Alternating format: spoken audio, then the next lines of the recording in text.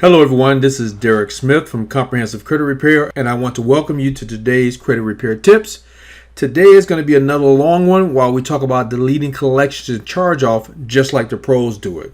So if you have a collection or charge-off account on your credit report, this video alone is going to be priceless because it has the potential to save you hundreds, if not thousands of dollars, as well as grief, stress, and insomnia. Science tells us high levels of stress can harm us physically, causing headaches, stomach disorders, and more. Financial stress has been known to cause good loving relationships to go on the rocks. I would think that is motivation enough for you to watch this entire video. If you've been searching the internet for how to take care of collections and charge-offs, you might have come across some false information because there's a lot of false information out there. Let me begin with 3 misconceptions you don't want to fall prey to. Here's the first question. If my account was charged off, does that mean the company got a tax write-off and therefore I no longer have to pay the account?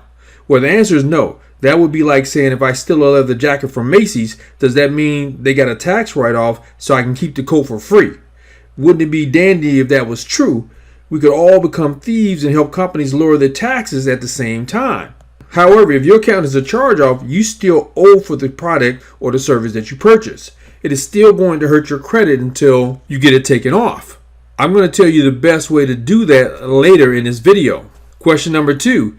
If my unpaid bill is sold to a third-party collection agency and I never had an agreement with that agency, am I off the hook for the bill? Well, the answer to that one is also no. That is myth based only on half the truth. Selling unpaid bills to collection agencies is a common practice and is legal. You still owe for the product or service you purchase. The collection agency must follow the Fair Debt Collection Practices Act in order to legally collect from you. You have every legal right to hold them to this before sending any money. Question 3. If I negotiate for a settlement on my collection or charge-off and end up paying only a fraction of what I owe, will that harm my credit score? Is negotiating a settlement a bad thing to do? Well, that's a lie some collectors try to feed you. No, negotiating a settlement is not a bad thing. It's a good thing and you should do it. Getting a settlement and paying less will not make your credit score to go down. What's more, don't be intimidated by collectors who try to scare you by saying you'll have to pay taxes on the savings, because that ends up being less money out of your pocket than paying the entire balance. So definitely go for the settlement. Just make sure you do it like the pros do, and I'm going to explain that later on. Here's a pre-step that works for some people. If you live at a different address than the address you had when the collection account was originated, then before you do anything, get that old address removed from your credit report. This way, the credit bureau would not be able to use the address to tie you to the collection.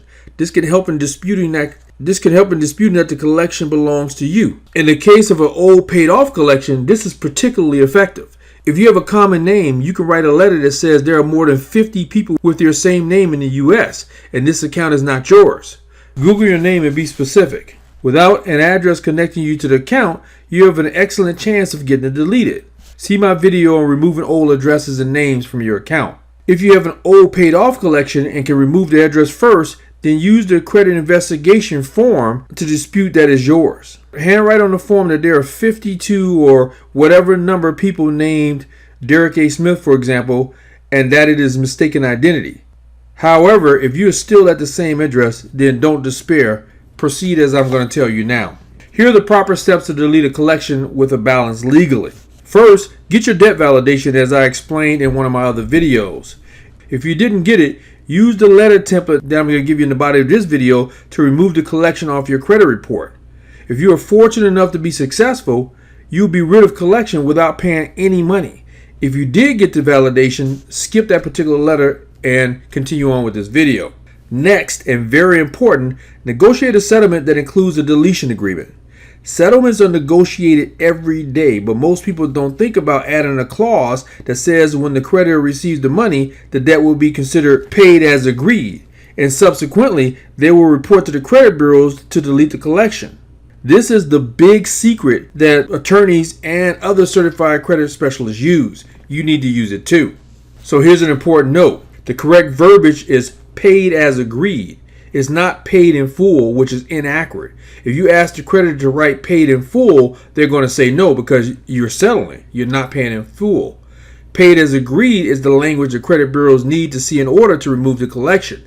If you paid as agreed, then it means the collection is an error and must be removed. Now, is this legal? Yes, it is. The creditor owns your credit information. Therefore, they can choose to report it or not to report it to the bureaus. Reporting information to the bureaus is not mandatory. Let's take a look at the art of negotiation. Don't be shy about communicating with the creditor. That's all negotiating is, communicating. Some people feel like they hate negotiating because they envision an ugly, uncomfortable argument, but negotiating like the pros is not that way. I have executed many negotiations for my clients, and there were never any insults, swearing, yelling, or name calling. I use a professional tone of voice as one professional communicating with another with the goal of accomplishing an agreement that is acceptable to all parties. For negotiating settlements, I prefer to do it by phone. That way, the back and forth takes place at one time and is more effective. Also, they hear in your voice that you are a sincere person. By the way, for more information on negotiation and more tips, I have a Facebook group called Negotiations Now, and you should go check that out. To help you, here's a simple script you can adapt to your own situation. And I want you to listen closely and write this down. My name is Derek Smith. My credit report shows I have a collection with your company with a balance of $5,000. I like to get this taken care of, but I don't have the full $5,000. Period. I can come up with $1,275. Period. If you're willing to settle for that, I can send you a cashier's check right away. Period. And that's the way you want to send that letter out. Let me give you some important strategies for when you're doing this. Don't ever say you need to clean up your credit to buy a car, a house, or to refinance. That will tell them you're anxious and they will hold out for more money than they otherwise would. Don't let a shark smell blood. Don't be in a rush to pay the creditor. Instead, let them be in a rush to offer you an acceptable settlement so they can get their money. Don't believe threats that they will withdraw their settlement offer if you don't pay by a certain date. As I know as a credit repair specialist, that's baloney. They will always want to make money, and 99% of the time, they will make a deal if that's what it takes. Always offer a precise odd number, not a round number. It is better to say you can come up with $1,275 than $1,000 or $2,000 because it sounds like you are counting every dollar you got rather than throwing out some random estimate for them to jack it up. At this point, don't mention deleting it off your credit report. Not yet. That comes after you have agreed on a payoff amount. If the collector replies by saying, if you settle for less than the whole balance, it's going to show on your credit report that you settled and that won't look good, then you say to them, I already know that and I'm not concerned with it. Will you accept $1,275 or would you rather I pay nothing at all? Do you see how this sweeps aside their ridiculous scare tactics and get back to the issue at hand? The dollar amount of the settlement. That's what's important. If the collector replies by saying, if you settle for less than the entire balance, you will have to pay more income tax on that savings, then you say to them, I already know that, and I'm not concerned with it. Will you accept $1,275 or would you rather I pay nothing at all? Again, keep on track with the subject, the dollar amount of your settlement. Here's an important note. Don't get into discussions about your credit report or your taxes. You lose power when you get into an arguing mode. Your taxes should not be their concern. They're collectors, not certified tax accountants. Don't get sidetracked and don't get bullied. Let me give you 3 important facts you need to know. It does not affect your credit score one iota if they add verbiage that says you settle. Let them add it. So what? Mortgage and auto finance companies don't care if you settle, so it will not negatively impact your ability to get a car or buy a home. Smart people negotiate a settlement because they can. Why should you pay more? Number 2, at the end of the day, you intend to get the collection account completely deleted from your report. So the fact that it is settled is a non-issue. However, you must not tell the collector this information because you're not yet ready to bring it up. Be smart and keep your negotiations professional and amicable. Hold your cards close to your chest, so to speak, and don't reveal anything you know or what your future plans are. Number 3, even though you may have to declare to the IRS the amount you save, you still come out far ahead than if you paid your full balance. It is my strong opinion that you should not agree to pay any of the added interest charges or fees that have driven up your original balance. It is my experience that collection companies will agree to waive the add-ons in order to get paid, if that's what it takes. Keep in mind that they purchased the account for pennies on the dollar, so they're still going to make a profit even without the fee add-on. If you offer low, you can expect them to counteroffer. That's fine. The purpose of offering low is to draw out the best offer you can. Sometimes a person will get lucky and they will accept your lowball offer. If not, listen to their counter offer. If it is 50% of the balance or lower, then it's a fabulous deal. Here's a simple script you can use. Now listen closely. The collector says $1,275 is too low. I can't accept that. You say, well, I'm sorry to hear that because it's what I got. What is the absolute lowest you can offer me? The collector then might say, I can take $2,500, but only if you pay it by the end of the month. Now, collectors want payment by the end of the month because they get paid commissions on a monthly basis. So then you say, I have to tell you, $2,500 is a real stretch. Unfortunately, it is not doable for me. What if I can manage to get $2,000? Will you take that? If they say, I'll take $2,000 or any other amount now, and you can pay the rest of the balance next month, don't do it. Why? Because it is not going to help your credit score to make payments. And it just means a longer paper trail you have to track in order to get it deleted from your credit report. I see no advantage to making payments, especially when it's likely to reset the derogatory account to current and cause your score to go down even more. So then you say, no thanks, I want to pay an agreed upon amount all at once. This is the only way I'm going to do it. One payment and I'm done. I'll just wait until I can save up for the amount we agree on. If that means I have to wait a year or more, then that's the way it's going to be. Now pause and let that time frame soak in.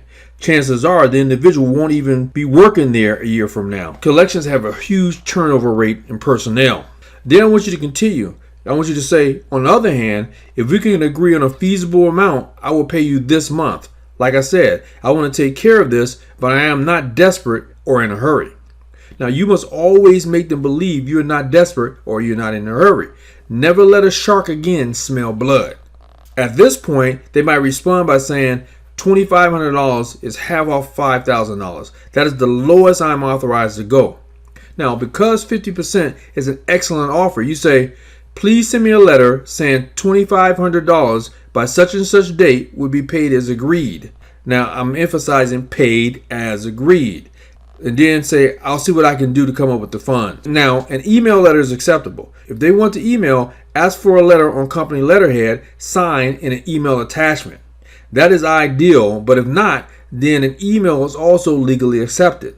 Save the email in a document you can print out, including the header that shows where it came from and with the date on it. Now, again, I want to emphasize an important note. You must get this letter. No letter, no payment, no exceptions.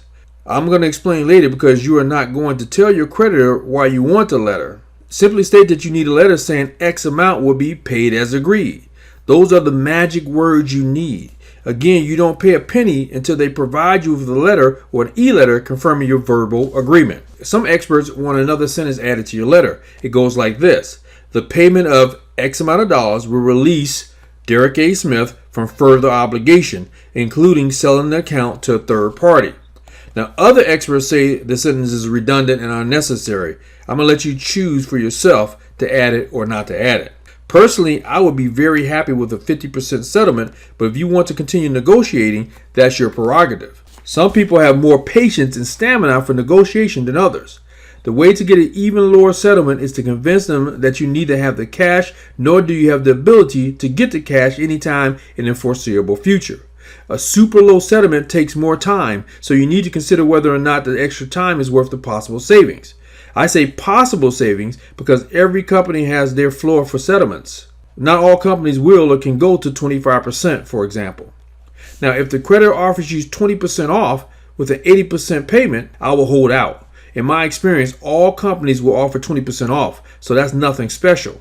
They're trying to find your top number, just as you're trying to find their bottom number. Whenever a collector I was speaking to offered me an 80% settlement, I responded by saying, my client doesn't have that much money.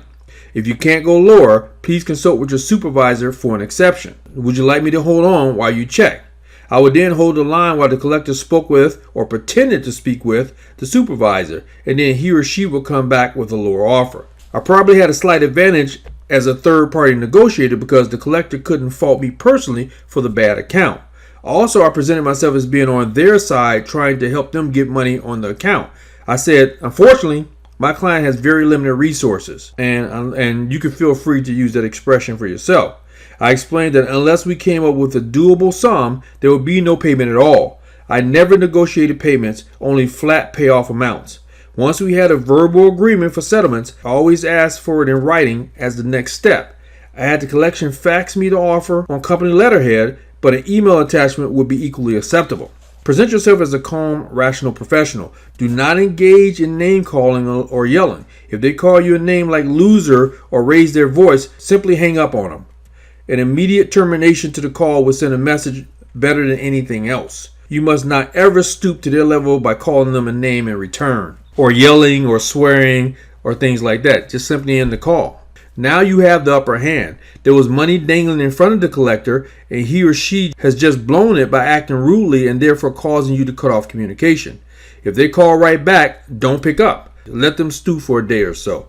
When they call again later, say this: it is illegal for a creditor to threaten, use obscene language, or harass a debtor. If it happens again, I will promptly report you and your company to the State Attorney General and the Consumer Finance Protection Bureau. Now let me speak with your supervisor. That's all you got to say. Always maintain control over your voice and your emotions. No screaming, no foul language, and no crying. Don't go into a long, tearful story about your situation. If necessary, put on your actor's hat and imitate someone who always keeps their cool. Once you have negotiated your settlement and have it confirmed in writing, use the method I'm about to give you for paying off the debt. By using this method, you're going to be able to have the collection removed from your credit report, which is your main goal. Another important note I'm going to leave you with here is never rely on a verbal agreement for your settlement. Verbal agreements are forgotten and remembered differently. What's more, collectors change jobs frequently, so the individual who made the agreement with you is likely not to be at the firm later. Another collector would then pick up your file and insist you still owe money, even if you paid the amount of the verbal agreement.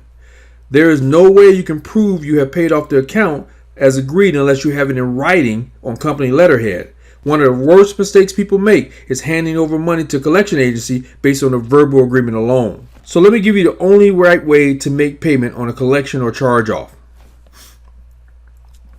After you have the settlement offer in writing and that states that such and such dollars will be accepted as paid as agreed, then you can proceed with making payment by cashier's check or money order. Don't pay by cash because that leaves you without a proper and adequate paper trail, which you might need later. Never, ever give your bank information, not even the name of your bank, to a collector. Do not let them set up automatic withdrawal because that could result in a disaster. You should think of the collector as your opponent. You would never let an enemy insert their long, greedy fingers into your bank account, now would you? If you divulge your banking information, there's nothing stopping them from automatically drawing out all of your cash, including their unnecessary late fees and outrageous interest charges as well. You cannot count on what they tell you over the phone in regards as to how much they're going to withdraw. Verbal promises mean nothing in the world of collections. Verbal promises can be denied later, and then it is your word against theirs, which leave you as the loser. As soon as the collector gets your bank account information, he or she is going to hang up. They're going to stand up in their cubicle. They're going to raise their hands and they're going to shout out to everybody, "Woo! I got one." Then the manager is going to come out from his or her office and they're going to give the collector a big high five and assist in processing the withdrawal. I've seen inside collection companies and I've witnessed this very thing happen, and it will happen. Only later do you discover that they took out more than what you agreed. You call them up angry, but it does you no good. The collector, now smug, replies, "I never said that. You owe this much, and that's what we took."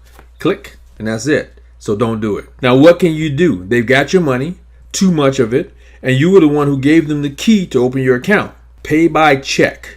Refuse to be bullied by threats by not giving you the settlement if you pay by cashier's check or money order, and don't let them withdraw the money the same day. That's a bunch of baloney. They will be happy to take a cashier's check or money order by mail as opposed to receiving nothing at all. If you pay by money order, follow the directions I'm about to give you, the same as if you were paying by check.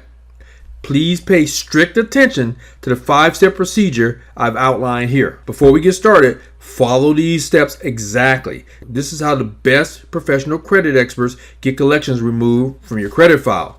Number 1, on the lower left corner or wherever you can find space, write "paid in full as agreed." Even though you ask for a letter that says "paid as agreed," On your check or money order, you're going to take it a step further and write paid in full as agreed. Number 2, make 4 photocopies of your check. One is for you to keep and the other 3 are for the 3 credit bureaus. If only one credit bureau reports the collection, you can make 2 copies, one for you and one for them. Number 3, make 4 copies of the settlement agreement letter or e-letter the collector gave you, same as number 2. Number 4, send in the check to the collector. When they cash the check or money order, they are agreeing to the terms on the front, including the amount and the wording paid in full as agreed. Don't worry, they're not going to forego cashing and collecting money because those words are on the front. It has never happened so far as I know. Number 5, keeping 1 copy for yourself, sending a copy of the check and a copy of your agreement to each credit bureau that reports the collection, including a cover letter that says this collection must be deleted because I paid in full as agreed. By law, you are therefore required to delete this account. This final step is the secret sauce, so to speak. So let me repeat it. Include a cover letter that says this collection must be deleted because I paid in full as agreed. All right, make sure you get that. Let me give you an important note here. Up until the point when you write the check, you've been speaking to the collector using the phrase paid as agreed. But when you actually write that check, expand that phrase to say paid in full as agreed. Let's talk about how to handle an old collection account. If your collection account is old and will soon drop off your credit report, then I suggest you ignore it and let it disappear on its own. If no one has contacted you about it, then hopefully another company won't buy the debt before it drops off your report. I'll give you an important note here. If you set up payments or make a partial payment as opposed to paying in full like I told you before, you are taking a huge risk because you might restart the statute of limitations and therefore make yourself vulnerable to new collection efforts or even a lawsuit for the total balance. On the other hand, if another collection agency buys the debt, then you have to deal with it. Sometimes this happens. For example, the state of Rhode Island allows collections to remain on file for 10 years. And even if you're not in Rhode Island, many collectors like to set up shop there because of this long time period they have to collect. Once a collection is 7 years old or has expired according to the appropriate state law, write a letter to the credit bureau stating how old the account is and demanding that it's taken off your record per the Fair Credit Reporting Act. The appropriate state is usually the state in which you obtained a loan or the state where you currently live. Sometimes it's based on the state described in your contract, which is usually the case for credit cards. When your collection account is sold to another company, here's what you need to do. So a collection agency may sell a debt to another collection company. Now this happens very frequently. However, it is not legal for them to start the 7-year statute of limitations all over again. So a collection agency can sell a debt that is super old, but they cannot report it to the credit bureaus after 7 years from the date of last activity with the original creditor. It is important for you to know this because some collection agencies violate this law.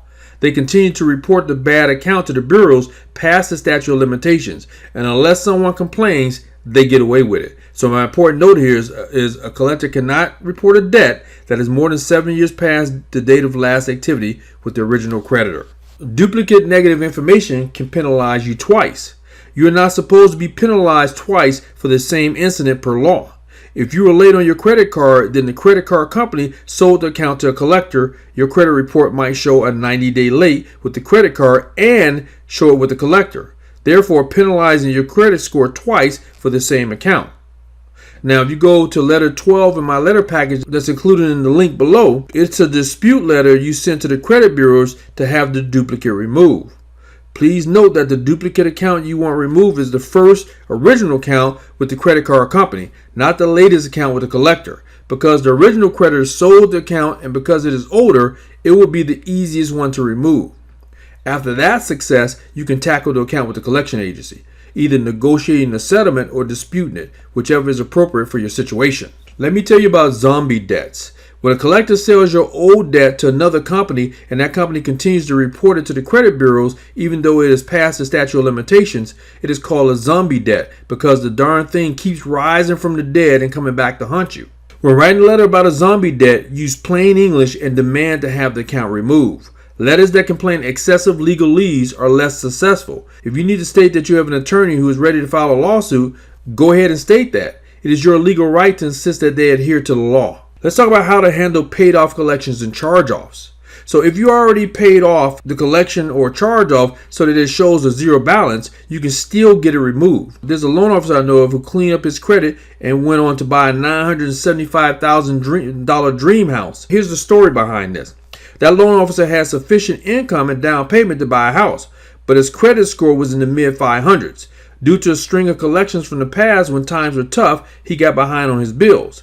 However, that was in the past. He had already paid off all the delinquent accounts, but as a result of having those old collections on his report, he couldn't qualify for the loan they needed to buy the house they'd fallen in love with. So I gave the loan officer the credit investigation form that's included below this video. Since he had already made good with all the creditors, he did not need to negotiate payoffs. Therefore, that simple form was sufficient for his situation. Within just 6 weeks, a whole page of collections was removed from his credit report and his credit score rose by 65 points. A few remained, so he went on to step 2 for those. Since the accounts had a zero balance, his step 2 was not to ask for credit validation, but rather to dispute again, this time with a written letter, not the credit investigation form he had used previously. This time, the credit bureaus deleted the remaining paid off collections off his credit report permanently. Now his score was over 620 and he was qualified for an FHA loan. 1 year later, his credit improved even more. Having another 12 months of on-time payments plus the added points of a mortgage loan boosted his score so that he refinanced into a conventional loan with a lower interest rate.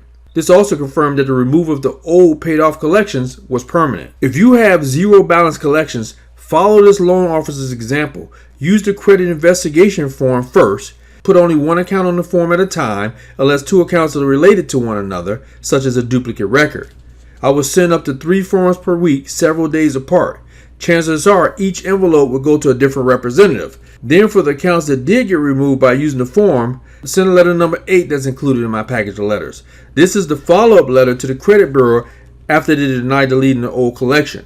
If you need to take step number 3, send another letter but vary the wording. Read the example letters I have to get ideas on how to customize your own letter. Look, be encouraged. An old paid off collection would not prevent you from qualifying for a home loan as long as your credit score is at least 620 for FHA. Some lenders will do an FHA loan down to a 580 score at a higher interest rate. If you have good reason to buy a house sooner than later, then take what you qualify for now and make a plan to refinance in a year or 2.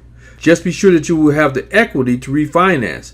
Do that by purchasing in a neighborhood where values are rising, of course. Alright folks, that's it for this one. It's a long video, but it's going to be very helpful and it's going to save you perhaps thousands of dollars. But let me tell you this, fixing credit is difficult and I'm a pro at it and I can do it for you.